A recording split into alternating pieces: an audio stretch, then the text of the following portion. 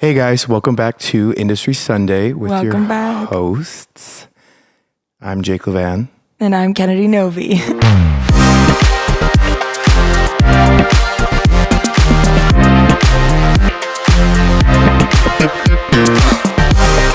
back. It's episode 11. Episode we made it. 11, yeah. We survived episode 10. We're still here. You can't get rid of us. Not quite yet.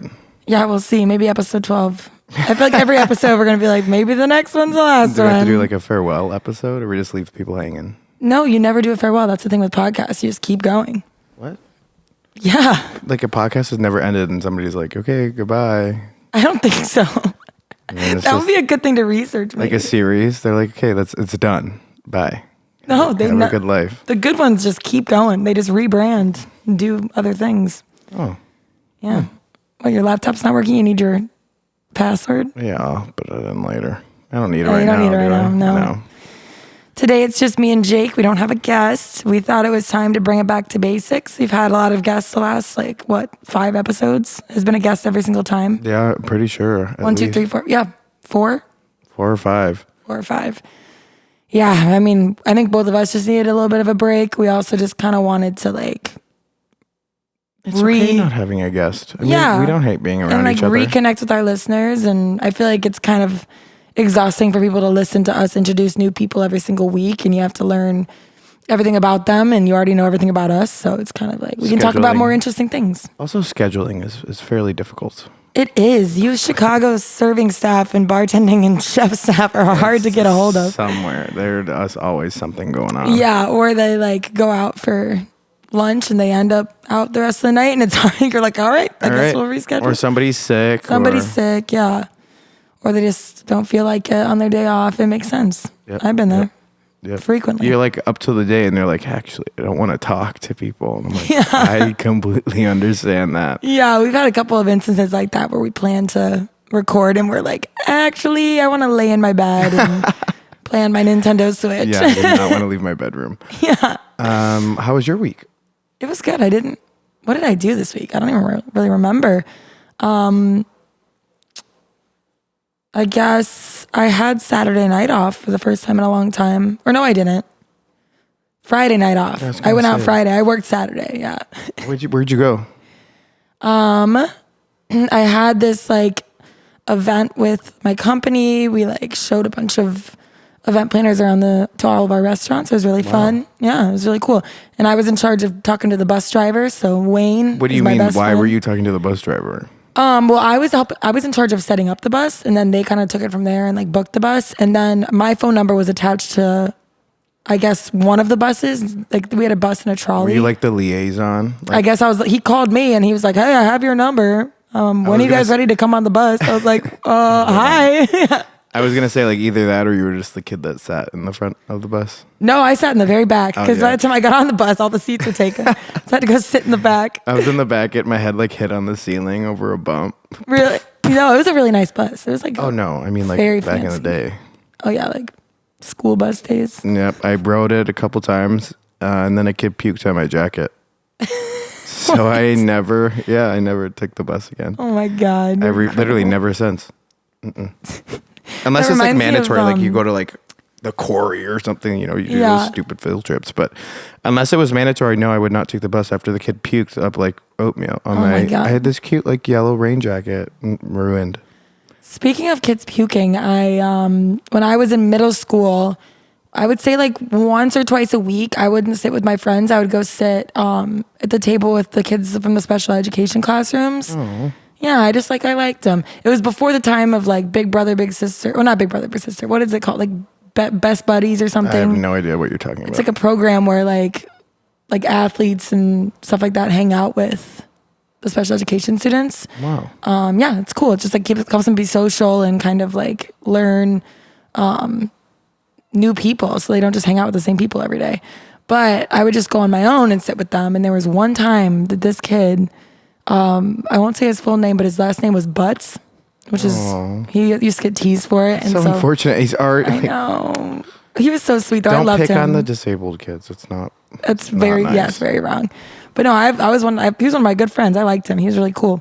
And I sat in front of him one day, and in the middle of lunch, he sneezed and he didn't cover his nose or look away or anything. Sneezed all over me and my lunch. I had just sat down. I'm talking huge boogers all over my food, all over my face, my hair. I had to go take a shower in the locker room and I had to like give my lunch back. And then the lunch lady saw the state I was in and she gave me a new lunch when I came back. Yeah. But oh my God, it was awful. I'm just trying to be nice. I know. I was like, and it was so traumatizing too, because you're in middle school. So everyone sees that happen. They see you get up and you're crying and like, cause it was just gross. And you're like, why does this happen to me? Like I'm doing a good thing and like, whatever. Anyways, I went back and sat in front of him again the next week. I think I sat off to the side a little bit. Never came back. I kind of avoided sitting directly in front of him again. But a little I don't trust you anymore, Mr. Butts. Like I need you at like 2 arms lengths away. Yeah. No, but kids are gross. No matter what. How did we end up getting on this topic? I don't know. We were talking about our week. Yeah. But that was more exciting than what I did this week. So. Did you do anything else? No. That's it? Nothing? Nope. Just a lot of sitting at home. Wow. By myself. What'd you do this week? You went to a wedding. You were in Texas. I did. So I had a wedding in Dallas, like Fort Worth, DFW. Yeah. And just a short trip over the weekend. Ended up actually going with my friend Grace. I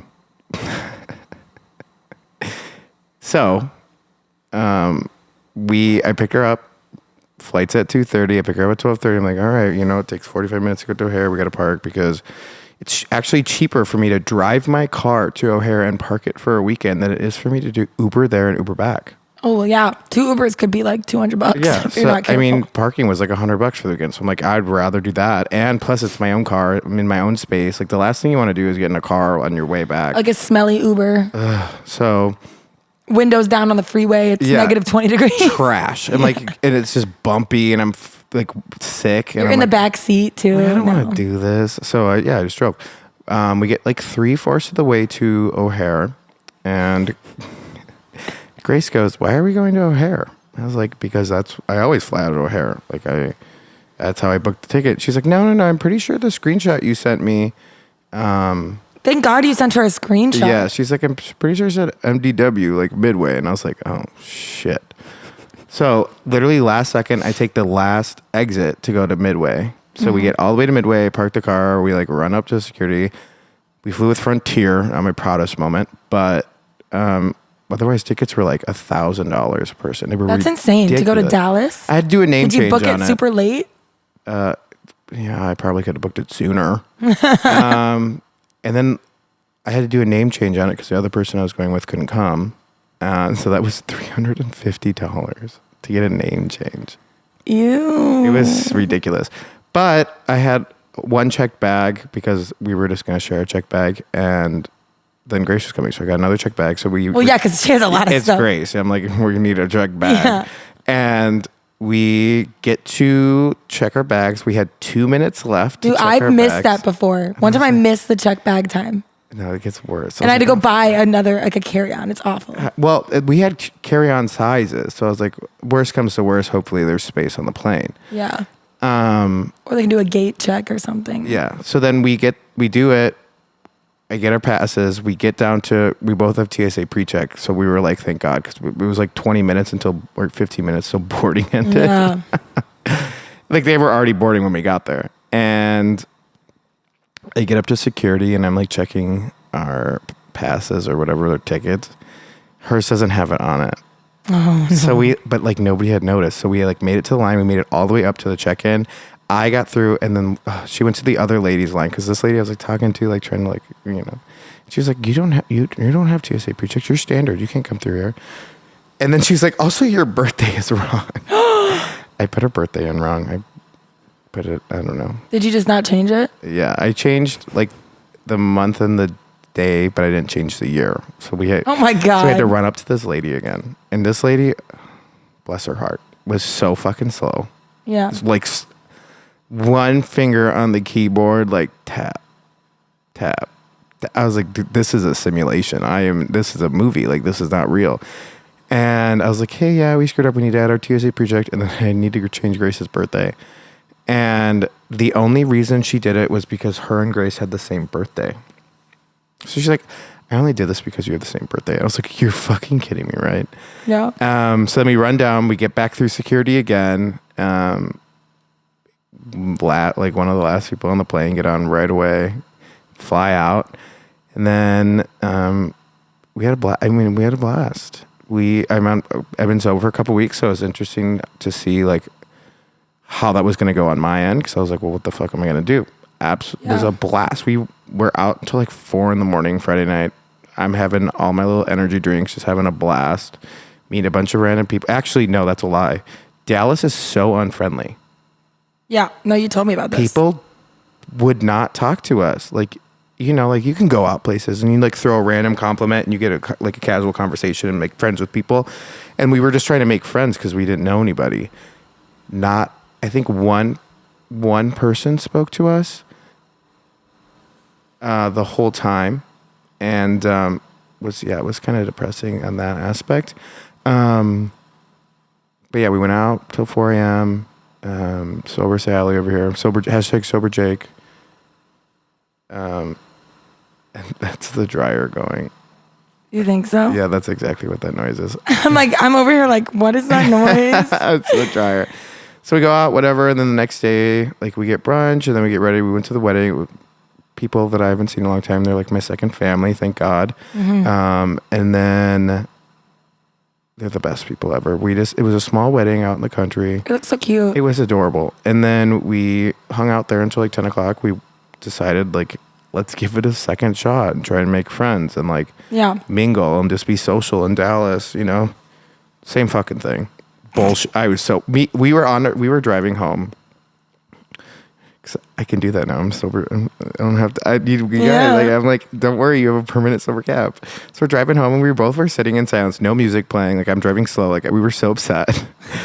we were like, this is the most humbling experience ever because like I walked up to her like, oh my god, I love your earrings. Like they're such a vibe. Like that's so nice. And they would literally say thank you and then turn away from me. I was like, okay. I'm like, do I have something on my face? Like, Well, I wonder if that's what like people from out of town experience in Chicago. But I feel like Chicago's more friendly. It's the Midwest. People are friendly. But I was like expecting some kind of Southern hospitality. We did not get that. Sunday, maybe they just know you're not from there, and they're like, no. We were also very dressed up. Yeah. Like way above everybody else. But even then, we stopped at the Ritz-Carlton and like hung out there, and like everybody was really dressed up there. I mean, maybe it was because I was sober. I don't know. Maybe that's hard to approach. Or just hotel bars are a great place to meet. Yeah, that's what I was thinking.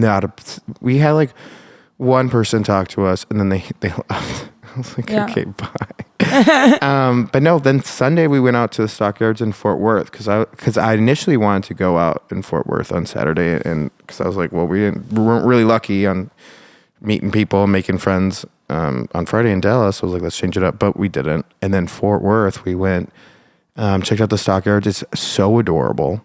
Everybody's just walking around in their cowboy boots. There's like bulls out in the street. I'd never seen like a cow with horns. Mm-hmm. I was like, wow, that's fun. Grace got a picture on it, and then like there's cowboys everywhere. I was like, this is way more what I was wanting to see. Yeah. And then we stopped and we had lunch somewhere before we flew out. Just at this like little barbecue place on the strip. It was cute. And we just sat at the bar and I was like, hey, can I ask you a question? She's like, yeah, of course. Talking to the bartender. And I was like, why are people so fucking rude in Dallas? It seems like people are way more friendly on this side. She was like, oh yeah, no. She's like, people in Dallas are so much more fast paced. They're pretentious. They're about their money, but they're cheap. I was like, I hear that. I was like, I want somebody to just be like, hey, like we make friends and whatever. Grace gets like a free drink out of it or something. But they were like, she was like, no. She's like, I live in Fort Worth. I work here because of that. And she's like, one of my best friends lives over in Dallas and has always been trying to get me to move over there just to be a little bit closer. And she's like, I won't do it because of that. So she's like, yeah, no, Fort Worth, like, because we were like kind of bummed. I was like, the first trip that I've like been on, I've been a lot of places where I was like, is there something wrong with me? Yeah. But she was like, nope, that's just how it is. She's like, you know, if you ever come back, do it in Fort Worth. You'll have a much better time. You'll be able to make friends and like hang out. Because me and Grace were like, are we like bitchy? Like, what is it? So it's the difference between Dallas and Fort Worth. Yeah. Interesting. Yeah. I did not realize they're like 30 minutes away from each other. Yeah. So I was like, all right, well, so me and Grace may be doing an April trip to give Fort Worth another chance. I feel like just go somewhere else. What about like Charleston, South Carolina? I've been there. It's trash. Oh, don't say that. What if we have listeners from Charleston? It just wasn't fun. It wasn't that it was bad. It's beautiful. There's a lot of history. There are or Charlotte. I'm like saying. Or I really want to go back to New Orleans. I've been like there's a lot of southern cities that I feel like. Or Austin, any other city in Texas. I've been to all of them besides Dallas. I love Austin and San Antonio. I do. I haven't really experienced Dallas. I've only been there twice, and it was to visit the JFK Assassination Museum. But we're like, dun. We'll check it out again.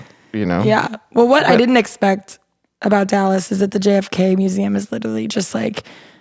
The FBI did it. Really? Yeah, which is really bizarre because you'd think it'd be like a federally sanctioned museum. I won't be going to that. I'm not. I can't believe you guys didn't go. I'm not going to a museum. You don't have to go to the museum. You can see the X on the street where it happened. You can see the grassy knoll. That's okay. I'm fine not going to that. That's like more of it's more your speed. But I just like wanted to go like see like the city, and it was fun, but doesn't really compare to Chicago skyline. But yeah, I mean, that was it. So then got back Sunday night, hung out with you for a little bit, and then also I've lost 17 pounds in 2 weeks from not drinking. Maybe haven't been eating as much either. Been a little bit stressed, but skinny legend. Maybe I can finally fit into some clothes I haven't been able to fit into. That'd be nice. I love that when you like lose some weight for a second and then you gain it back. Well, I'm gonna gain it all back. I'm assuming it's just all water weight at this point, but like maybe it's not. Maybe I'm. Yeah. Well, you're cutting down on sugar, but then you've been craving sugar in other ways. So I don't know. Yeah, but I'm not to that extent. I don't think. But also, I mean, I feel like it's just also getting to springtime. Like. Your body's like, I don't need to store all this anymore. Like, you're gonna survive the winter, I guess. So that could be it. That really could be it. It's crazy. It is crazy. But yeah, I mean, that was my weekend, and hell yeah, I think that's like reinvigorated my traveling. So I'll probably just travel out once a month from now on just a quick little weekend getaway and go see some places. You know, whatever cheap flights are cheapest. You know. I might end up in like Cincinnati or something, or who knows. Let's go to Cleveland. Yeah, like Cleveland. Just to get out more. I think that's more important. But yeah, I mean, great weekend away, and I realized I have actually almost like a better time going out sober. Yeah. Except people annoy me. You remember everything. People annoy me as much, yeah. Yeah. And but then if you're out at a bar, you can just walk away. I know, I'm like, don't touch me. Yeah, like, bye. But yeah. That'll be good. You're not going to hang out with people you don't like anymore. Except for me. Also true. Yeah, I've noticed that. Like, if I don't want to be around somebody, I'm not like... You can just go home. I'm not going to drink until I want to, like, can withstand them. Like, exactly. I can, like, tolerate somebody. I'm like, no, you got to go. I'm done. It's time to leave. Have a good night. Bye. Just the rude... no, I'm not that rude. God. Okay, well, I guess that we can get started with our episode. Yeah. We have an interesting one today. Jake and I both picked out stories about the industry that we thought were really interesting. So we're going to take turns describing them to you. I'm just reading mine. Yeah, I made like a whole thing for mine. That's typical. Yeah. the difference between the both of us is there it is. Yeah, no, stop. You're a planner. I'm not. Yeah. No, I feel like that's how you'd be on a trip too. No, on trips, I'm actually not. I mean, I have things that I want to see and I'm going to see them, but like, I don't really strategically plot out like what time or like. See, like if we go on a trip. I don't pre-buy any tickets for anything because I know plans change. Yep. The one time I have done it, I went to New York and I bought tickets to Chicago, the musical. And we almost didn't make it. And like Broadway shows like don't let you in. And they're expensive. Afterwards. Yeah, it was like $150. And I thought it would be more of like a production, like the movie, and it's just people dancing and singing on stage, which is still really, really good. But it just was underwhelming. I was like, where are the Taylor Swift fireworks? Where are the That's enough. Where are the set changes? It's just some they bleachers. Don't change anything? No, it's like it's mostly based off of like the Fosse dance and like the story. They do a few things, like they pop out of random places, but like ooh, jump scare. The Roxy climbs a ladder for one song, but it comes out of the curtain, so it's like Jesus. I don't know. Yeah. Yeah, no, if I went on a trip with you, I'd be like, you have this time slot to see the things that you want to see. Whatever museum you want to see where somebody got shot, I'd be like, all right. No, the only person I care about that got shot was JFK. Although I would like to go see like the Lincoln. Any assassinated president. There's only 2. What is your fascination with assassinations? Presidents. It's not assassinations. Oh. It's just presidents in general. But you literally just said I'd like to see where every president got assassinated. There's only 2, Lincoln and Kennedy. Those are my 2 favorites. That. It's just, I don't know. I went to I was like, how many have died? A Truman Museum once, and I was like, this is so boring. I'm never going back to an alive president. What does he do? I don't know. He built a little mini White House in Key West, so I went and saw it when I was there. In Key West? It wasn't really interesting at all. Wow. Yeah, apparently there's a video you can watch that's like the entire tour, and the tour was like expensive, so we didn't do the tour. Of the video? It costs that much for a video? No, there's a video in the free part of the museum. I went in the free part. I didn't pay for the rest of it. But yeah. All right, let's get into the episode. All right. We've been talking for 20 minutes. It's time. Already? Yeah. I'm sorry. That's why I was checking the times. It's my medication. Yeah. It's my Adderall. Okay. So our main topic today, I heard this story on a podcast called Drinking the Kool-Aid, actually. So I'll give them a little shout out. And I was so shocked when I heard it because I've never heard this before in my life. I'm sure all of you have never heard it before either because I could not believe what I was hearing. And when I was doing research on it, like you can't really find any articles or stories about it anywhere. Like there's no shows. Wow. Yeah, it's like the 3rd or 4th article down the line of options to choose from to read. So it's very difficult to find information, but I found all of it. I even found like Chicago Tribune articles. I found like police records, court testimonies, all that kind of stuff. Yeah. So I have this an assassination? No. Well, kind of, I guess. Oh. So are you ready to listen to the legend of Mickey Finn? Wait, scroll down. Let me see how long this is. No. My attention span is short. Nope. I got ADHD, says. Nope. The legend of Mickey Finn. Here we go. So, my sources are an article from Steam It by Charlie Hirsch called Revenge is a dish best served in Chicago. And another article from allthat'sinteresting.com called Mickey Finn, the Chicago bartender who infamously drugged and robbed patrons with laced drinks by Natasha Ishak. Yes. Is Mickey a guy or a girl? Mickey's a guy. You never know. And he got his name from like a novel about like a scam artist, which is really funny. His nickname. I don't know what his real name is. Oh, so that's not his real name. I think it's based off of his real. I bet his real name is like Martin or Mike or something. Bob. Yeah, I don't know. Okay, story time. So this story, well, Mickey Finn is a scam artist. He inspired another scam in Chicago restaurants between the workers where they rebelled against stingy tippers by poisoning their food. And later, his Jesus name... Christ. I know. So it's crazy. Are they okay? Are they dead? Yes. Oh. Let me tell the story. Okay, I explained that. I'm sorry. I didn't jump in the gun. It would later be immortalized. His name would later be immortalized with the nefarious phrase, slip a Mickey. Not a Mickey. I know. The setting is early 1900s Chicago. Many people know this story, but it was hard to find information on it, obviously. I already said that. So Mickey Finn was a pickpocket that turned into a bar owner somehow. He was scamming gullible and drunk customers by spiking their drinks. Is kind of like the gist of what he did. He basically did this by using an illegal drug that he got from a witch doctor. We name him later on in the story. Wow. His infamy also inspired the name of another drug called the Mickey Finn that inspired waiters in Chicago 15 years later to use food poisoning to get revenge. Crazy. His seedy origins. Mickey Finn was born in 1871. His parents were Irish immigrants, and he grew up on the streets of Indiana. 1871, is that before or after the fire? It's before the fire. Jeez. That's the first city, not the second city. Eventually, he made his way to Chicago, obviously, and started working as a barkeep. He made his mark at the 1893 World Columbian Exposition. I wrote down sex positions. Okay, well, we know where your mind is at. How did I do that? Anyways, afterwards, he got a job at a place called Whiskey Row, where he actually got in trouble for hitting a customer with something like a wooden mallet that bartenders used to use to whack loose keg beers. Like instead of pumping the keg, they would like whack it with a mallet. Honestly, that's a vibe. They're like, bitch. I pretend to be a barrel.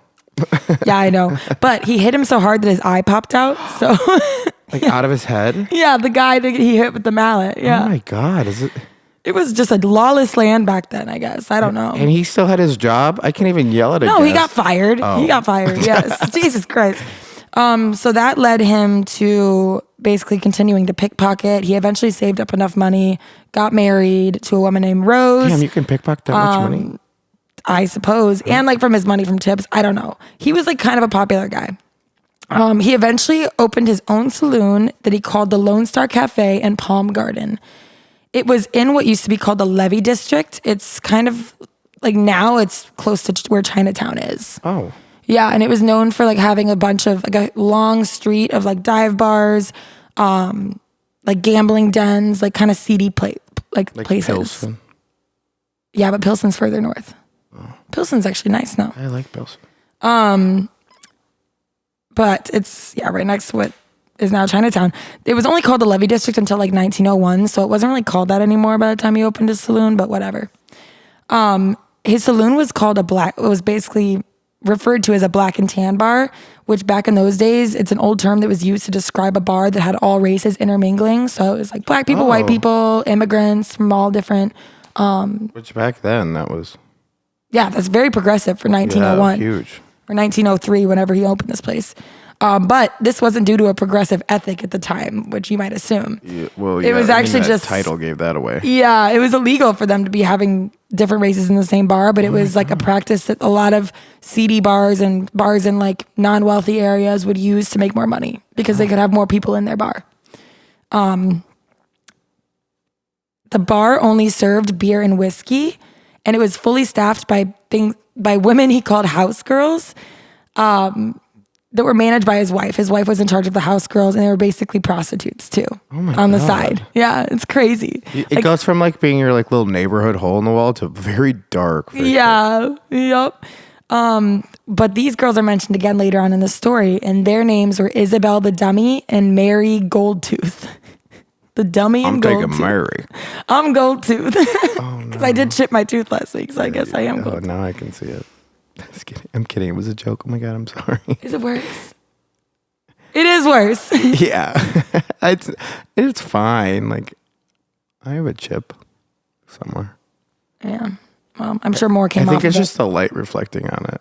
And more probably came off of it. Anyways, back to the story. Finn and his wife, Rose, wanted to make more money. So they created a plan to steal, but together. So his pickpocketing turned into an industry.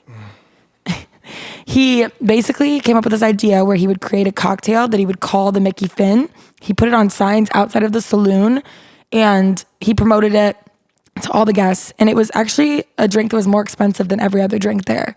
And that was his tactic to target guests who had enough money worthy of him to like rob and steal all their cash. So he knew that if someone could afford to buy this drink, they'd have a lot of money on them because they would have enough money to buy like several of them. Wow. It's assumed. Anyways, the drink was a mix of alcohol, Tabasco, snuff-soaked water, and a white liquid that could knock an adult man out in seconds. The milk white... No. The milk white substance, allegedly they think it was chloral hydrate. They have a lot of terms in here that I've never heard before because I think they're just outdated. What's chloral hydrate? I don't know. But it's a sedative. Like Clorox. It's basically a sedative that was produced first in the 1830s, and it was sold to Mickey Finn by a voodoo doctor named Dr. Hall. After the first customer passed out from the drink, Mickey's bar team came up with a plan to leave him there asleep at his seat until the bar was empty. Then they would drag him into a back room that they called the operating room, and they would be stripped of their possessions, and the bar team and Mickey would split the loot. but they would do it in a way that was similar to like a pool system nowadays. There's levels to how much you get. They're on a tip pool. Yeah, it's like I wonder if that's where that originated from. You're like, well, you're the newest guy here. It's like the owner gets 50%, the rest of us split like 10, 15, 20, whatever. You have no seniority, sorry. Yeah, no. Then after they would rob him, they would throw him into the street, and the guests would never realize what happened because these people would wake up the next day with nothing and be like, "Oh shit, I got robbed in the street. I blacked out last night and I lost all my belongings." I mean, does that sound familiar? Yes, it does for me.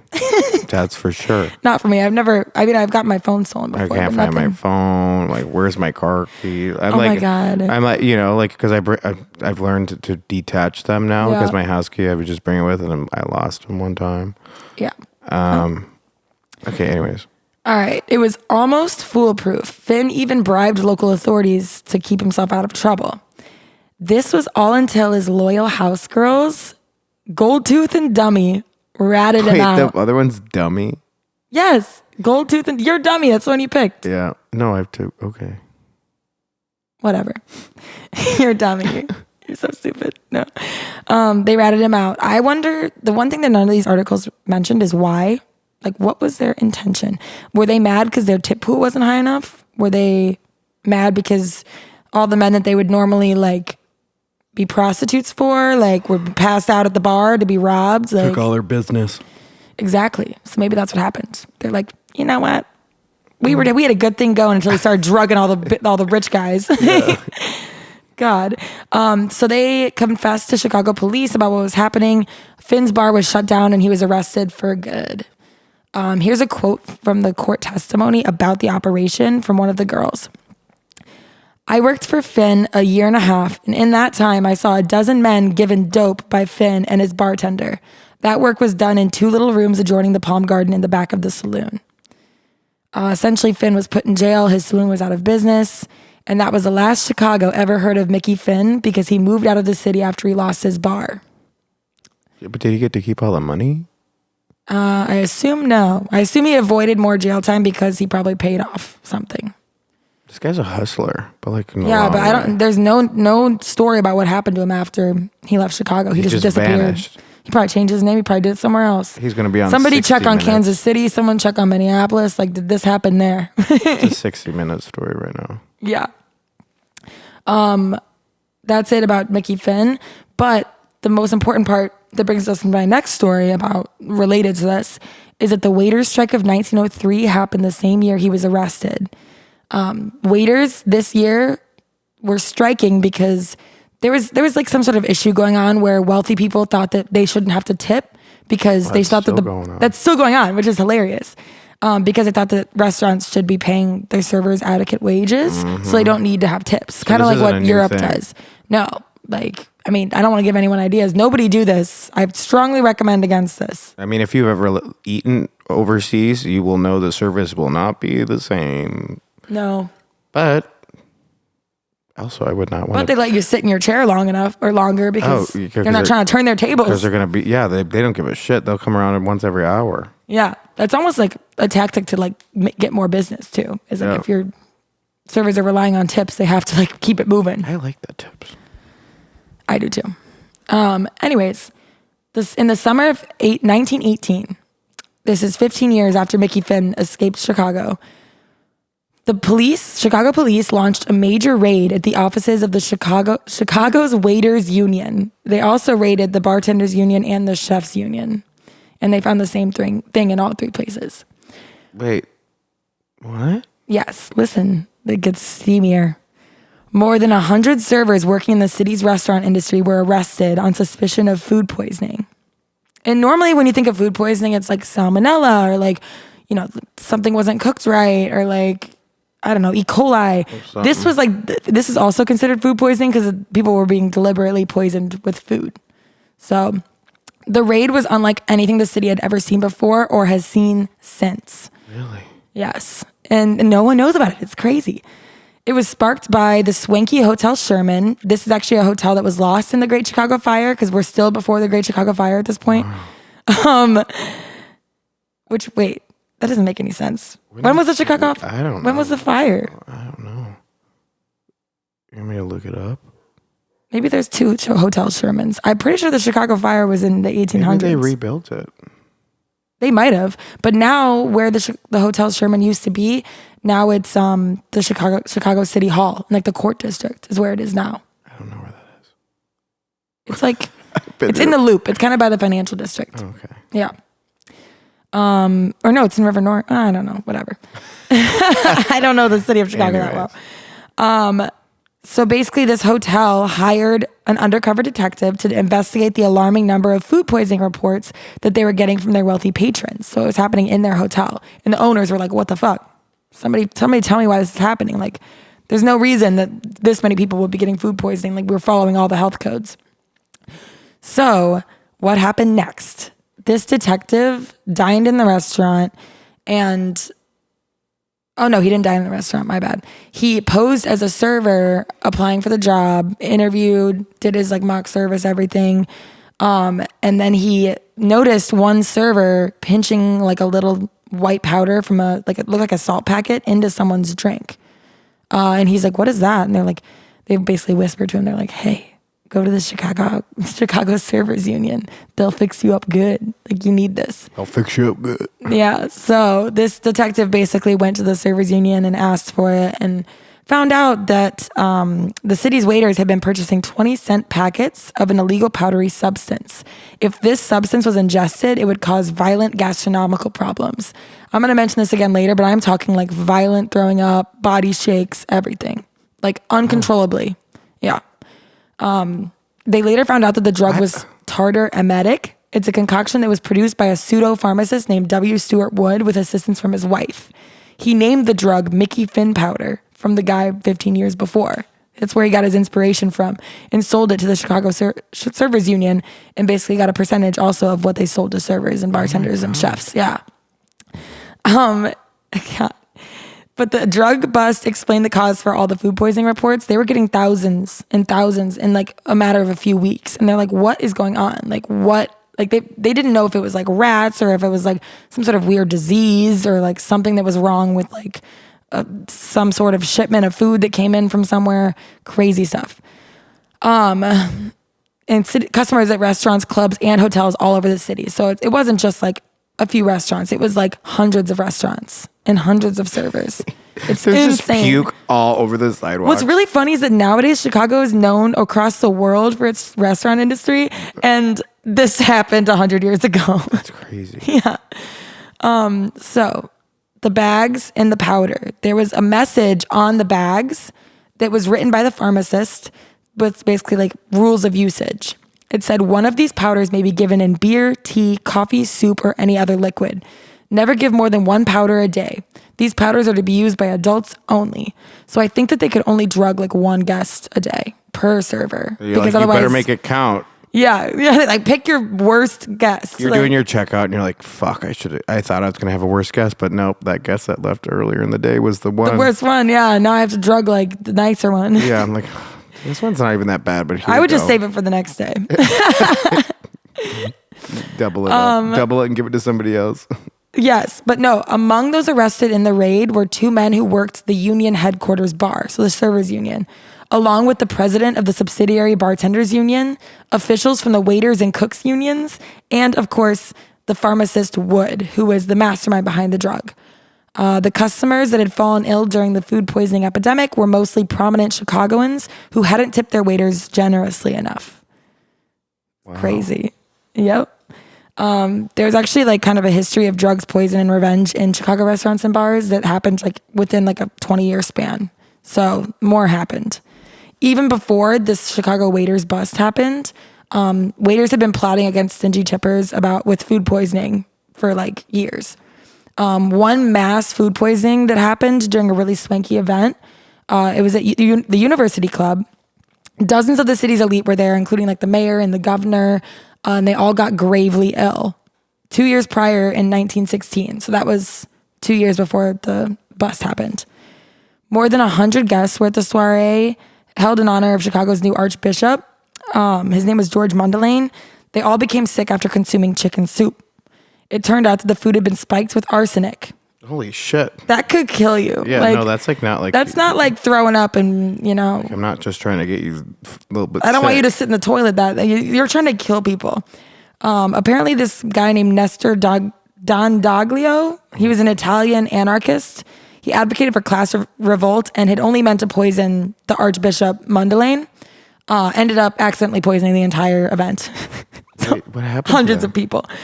He had this Italian guy had disguised himself as an assistant chef, slipped in unnoticed, just kind of started working like he knew what he was doing. Didn't really understand the concept of how much arsenic to put in. And he put it all in the chicken soup and everyone ate it, obviously. And he wanted to get revenge on the influential crowd of Chicago as well. He was like very much like, I don't like the class system. I'm going to murder all of you. After both of these incidents of food poisoning, Chicago's food industry What? Did they die? One person died. Oh, that's not too bad. Out of all three of these scenarios, one guy died. These are like thousands of people at this point. One guy died. He was actually a former police operator by the name of Joseph Mimoser. That's quite the name. Mimoser. I like Mimosa. that name.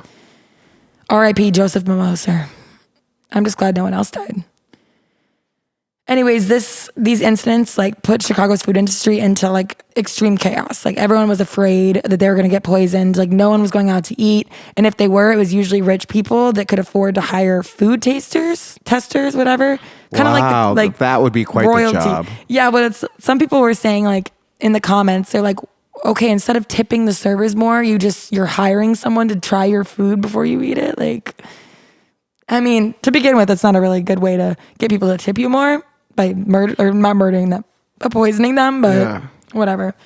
I'd be like, hey, like, look, don't poison me. I'm going to tip you nice, okay? Yeah. Well, the funniest part is that this bust happened right before St. Patrick's Day festivities. Waiters across Chicago were still striking and still poisoning stingy restaurant tippers even after the bust happened. And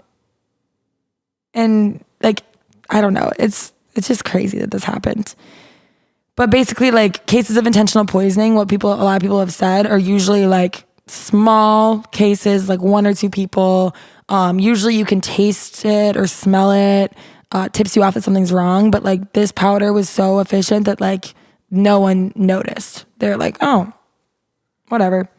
But they said that basically using our food systems to poison is not just the most efficient, effective way to get at people. It's literally like the only way that you could poison that many people at one time. Yeah. And not get caught for that long. Is that the story?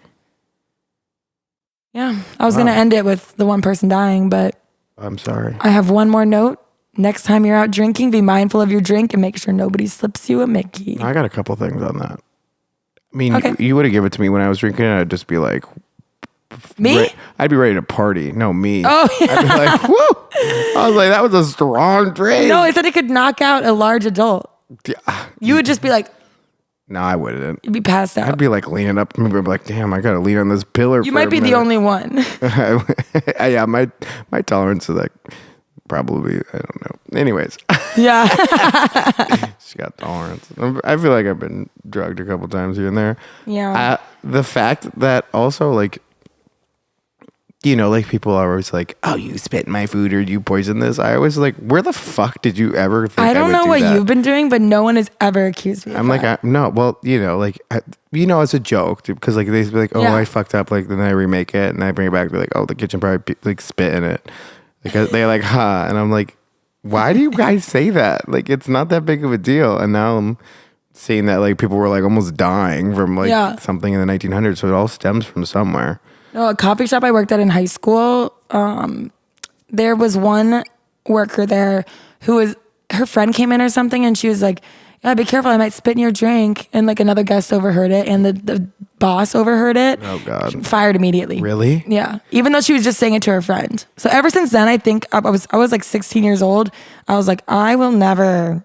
Like things just stick with me. You know, like one thing, and I'm like, I will never do that. The gastrointestinal thing, like with like making people sick, that still exists. What do you mean? I'm not gonna name someone. They're older. Like on purpose? Yeah. What? And like if you're drinking beer and you have like Visine eye drops, you can put like a drop or two in a beer, and you will literally want to die in the bathroom. Damn, that's I've heard that is a tactic for like getting away from a bad date. It has to be really bad if you're gonna do that. Bad, like you're in the bathroom for like hours probably. That's crazy. Yeah, I knew somebody that did it, but I mean, this was a long time ago. I guess I did, like in the 80s. Yeah. So maybe Visene's built different now. Yeah, I don't know. Maybe they've changed the chemical compound, but yeah, like they took that person out for like a long time. They were like abusing their kid, so it was like something that was worth it, I guess. Oh, that's so worth it. Like she's like, like let me put a couple drops of this in. I believe in our justice system, but I also believe in do a citizen's arrest, vigilantism, whatever. Right. So yeah. Also, like, what a crazy story. Like, how did, like, I've never heard this before. Yeah, it's great. Well, I mean, it's funny because if Mickey Finn never existed, like, they probably would have never decided to do this. Like, it's just because one crazy pharmacist was obsessed with the arrest of Mickey Finn and was like, that's a great idea to make money. So he decides to make his own drug to sell to people to, like, basically give to people that aren't tipping them, and he was the one making bank off of it. These servers weren't making more money off of it. They were just getting in trouble. Like, also, I'm wondering, like, because this is making them so sick, like, are they getting sick at the restaurant or after they leave? Like, if I think after you leave, because like it's food poisoning, and I feel like a substance like that, that's you have to digest it. Like, you imagine just people just like, puking all over the restaurant. I wouldn't want to clean that up. No, I'm pretty sure like something like that. It's like put in a liquid like that. You have to like digest it before it hits you. Like similar to other food poisoning where it doesn't hit you until like 6 hours later. I want to know how they knew they were bad tippers. Like, were they regulars or? I think it was like at the end. Well, yeah. How would you put it in their drink? Like how are you going to put it in their drink? I don't know.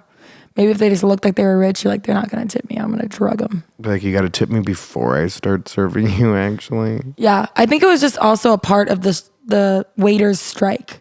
It was a part of the server strike. So it was like one way that they were striking against the city. It's just feeding everybody food. Because I think at this point they had been, the waiters' strike started in 1903 and this happened in 1918. So 15 years later. So I'm assuming they had 15 years of not being tipped appropriately, so they decided to take matters into their own hands. So the strike happened right when Mickey lost his bar? Yeah. And then, the same year. And then 15 years later is when this bust happened. So who knows how long they'd been doing it. Yeah. I think that there was just a spike that year. And then that's how they figured it out. Also, can you get in trouble for like getting food poisoning? Like giving somebody food poisoning at a restaurant like normally? Yeah. Really? Yeah. Well, like the health department, yeah. If they can do an investigation and figure out it was you, it's pretty hard to pinpoint that it's you. Yeah. But I don't know. I think if you get I think it depends on the amount of complaints. Yeah, if it's like one off person, like no, they could have given themselves food poisoning by not cooking their chicken nuggets long enough. You never know. I didn't know that. But surprisingly, I think it depends on the number. That'd be a cool topic for the next episode. Like figure out how that works. Yeah, it's interesting. I'm like, I never take a look into how they investigate. Because I don't know. I'm like, oh, I got food poisoning. Like I carry on with my life, and then I had somebody like make a formal complaint that they thought they got food poisoning from my restaurant. It happens a lot, yeah. And I was like, what the fuck do you want me to do about it?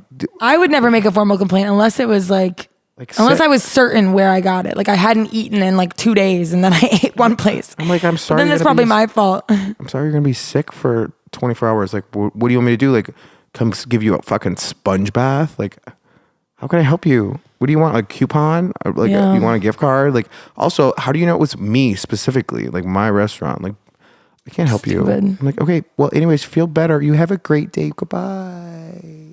And I would just like leave. I'm like, all right, anyways, like then don't come back. I don't know what to tell you. I don't know. All right, you want to tell your story? It's funny because my story mentioned Tabasco, and I really didn't even notice it until you told me about your story. I think it was just to make it kind of fancy, because he had to probably to mask the taste also. So I bet, what did he have? It was like sodium chloral or something. I bet that had a taste to it. But I bet the tartar was more of like it's like salty. Like a creamed magnesium or something. And Tabasco's strong, so you're like, you mask every other flavor. Yeah. I assume that has to be probably like a Bloody Mary. Yeah. I'm like, why are those are my favorite. I know why. No. So this is from Reddit by Tifu. It is basically Should I say the title? I feel like title just says everything. Probably, yeah. So the title is drinking an entire bottle of Louisiana hot sauce at a job interview in a failed attempt to be impressive. At a job interview? Yeah. Yeah, I don't know. This is something you would do because you lie in your job interviews. I lied about my age. Yeah, I know. I listened to our income. My friend Callie. She lives in New York now. She doesn't use social media, so I talked to her yesterday for the first time in a couple weeks, and the last time I had talked to her was when we were about to release the first episode, and I told her I was coming out with the podcast, and then. Like when I talked to her yesterday, I was like, oh my God, you haven't heard it yet probably because you don't have social media. She's like, no, send me a link. So what does she do? Read? Yeah, she's an actor in New York. She's just like she has her own hobbies. But I re-listened to the first episode to like kind of hear what she's hearing. And I heard that story that you said and I was like, oh my God, I forgot you lied in your first job interview. Fuck yeah, I did. I needed a job. I was broke. I didn't give a shit. I was like, if I got money coming in, I'll lie through my teeth. So drinking an entire bottle of Louisiana hot sauce at a job interview in a failed attempt to be impressive. I've probably done something like this. I have had a number of jobs. This is me starting the story. This is not me saying this up. This isn't me now. Not should we pretend that this is you? Do you want to like have a voice and a character? No, because there are plenty of things that I don't have to pretend about that I have done. I don't need to pretend. It's just I'm not Louisiana hot sauce. That's true, but I think it'd be fun if you had like a voice. Okay, not on the spot. I'm not acting. So, okay, cutscene. I have had a number of job interviews recently, and they went poorly and did not result in securing employment. Same. I started to think I need to do something during an interview to really stand out. Be impressive, unique, and highly memorable. Well, this sounds like a dating profile. Yeah. Could you imagine I go on a date and the dude starts drinking Louisiana hot sauce like at the table? You just gave away the whole plot of your story. It's literally, I said the title. It says it. Oh. He's okay. Anyways, back to the story. I thought it would be risky, but might work out. I came up with the following idea. After concluding the interview, after the handshakes, etc., when leaving the room, stop, turn around, and say, "There's one more thing you need to know about me." What the fuck? Then pull out a bottle of hot sauce, down the entire bottle, slam it onto the ground. Like break it? Yeah, and say, "I can handle the heat." Nod confidently, and then just leave the room. Boom. Mic drop. Mic drop. Honestly, someone should go on like America's Got Talent and do this. I would vote for them. He then goes on to say, "I imagine that they'd be really impressed and wowed by such a performance." Well, it didn't pan out like I thought it would. No shit. It was only a small bottle of hot sauce. Okay, not as dramatic. I figured it'd be no big deal to actually... I don't know. I don't have a picture. He said it was small. I figured it'd be no big deal to actually do it and should have tested it at home first. My God, this poor guy. What? But he didn't. Why wouldn't you do that? Like, you were just like, I wonder if he's like, yeah, I love hot sauce. This guy just like randomly did this. Then he goes on to say, "I was nervous as a bitch ass." That's a really interesting bitch ass. He was as nervous as a bitch ass. Bitch ass. I've never heard that before. No. I probably never heard it again. Hopefully. During the interview, but I was determined to follow through with the plan. So I started exactly as described above. I was leaving. I turned around, maybe not with as much swagger as I'd imagined in my head, and I declared, "There's one more thing you need to know about me." I pulled out the hot sauce bottle, almost dropped it, and started to open the bottle. In my head, it was all one quick, confident motion, like an electric Indiana Jones. But instead, I fumbled around and had a tough time getting it open. Oh my God. It felt like a nightmarish eternity, but was probably only about 20 seconds. Enough time for one of the interviewers to ask me what I was doing. Like, "Sir, what are you doing?" I didn't answer directly. Instead, after I got the bottle open, I repeated, "There's one more thing you need to know about me," but stuttering. Then I guzzled down the entire bottle of hot sauce. I instantly regretted it. My mouth and throat felt like lava and swirling around inside me. I immediately started to gag and loudly cough. I started crying involuntarily. God, I feel like I've done this. He then goes on to say, tears hardcore streaming down my face. I was sweating like a terrible fool. He calls himself really weird names. Yeah. I'm like, who is this guy? A bitch ass terrible fool. I might be stealing that. He then says, I desperately tried to scream, I can handle the heat, but just kept coughing before I could get anything out. The interviewers were all standing up looking at me in horror and confusion. A few seconds before, I threw up all over the floor. It just gets worse. I knew it would happen, but I tried to hold it back. I couldn't. I threw up all over the floor. It hurt so much on the way out as it did on the way in, if not more so. The vomit felt like flaming barbed wire shredding its way through my neck. I should mention a disturbing amount of fiery mucus was also leaking out of my nose uncontrollably. I don't think I read all of this. What's with the throw up? I feel like this has become a trend. Next episode, it's a gross episode. We are not. We're canceling that. After I finished I guess in restaurants people do throw up quite a lot. He goes on to say, after I finished throwing up, I could not bear to look at the interviewers. I hoarsely mumbled an apology and started to stumble as quickly as possible out the door. I've never been more ashamed in my life. If he would have cleaned up his mess, he might have still gotten the job. He then went on to say, like, he really needed to. I didn't get the job. Like, okay, we knew. No shit, Sherlock. Also, so ridiculous. How I'm envisioning it almost this. Doesn't seem like it's real. It probably is. How I'm envisioning this is like most hot sauce bottles, like it only comes out like a little bit at a time. So he's just like sucking on it. I wonder if he ripped off like the fun stopper, like, or he's just like sucking on it like a bottle, like a baby. Yeah. Did he practice this also, or did he? No, he said he should have. Oh my God, I missed that part. Also, like, if you can't handle hot sauce, why are you doing that? If you're not confident that this is like your party trick that you do to impress like friends and peers, why on earth would this be something that would work in front of like in a high stress environment? Like, no. Also, I've been interviewing people lately or recently, and I would probably hire him. Honestly. Anybody ever fucking did this to me?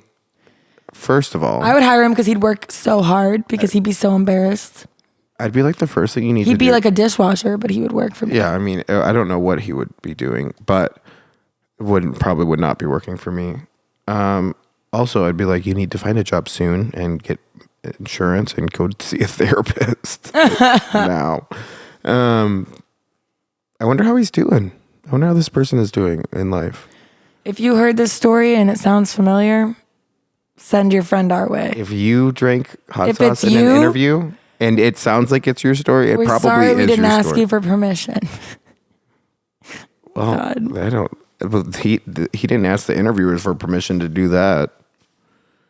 But I mean, that should come with like a warning label. Well, now I'm tempted. And now for my next trick. Now I'm tempted to do it myself. Really?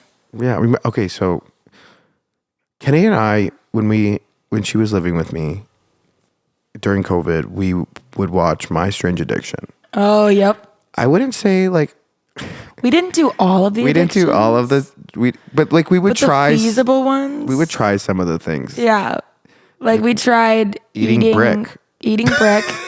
It's only because you had an exposed brick wall, so it was right behind us. I think that's what started it. It was. I turned around. This guy's eating brick on the TV, and we both look at each other, and we look at the wall behind us. We're like, should we try? It was gritty. It tasted like sand. It was sand, yeah. I mean, I don't think we ate like the brick. I think we ate like the grout.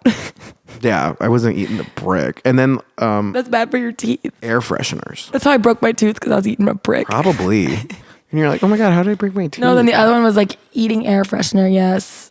Like spraying it. That could have killed us. It was chemically. It's like aerosol. There was was it wipes? We end up like the Eagles. Oh my God. I'm sorry. What?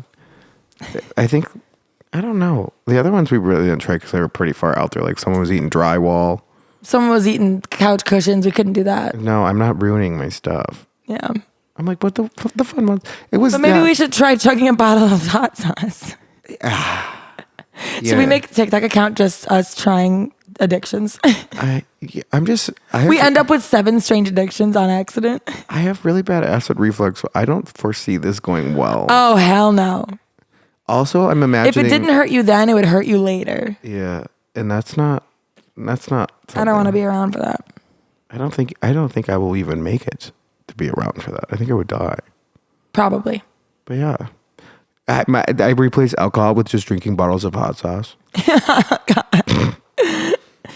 Oh my God. All right, well, I don't know. I don't have anything else for this episode. No game?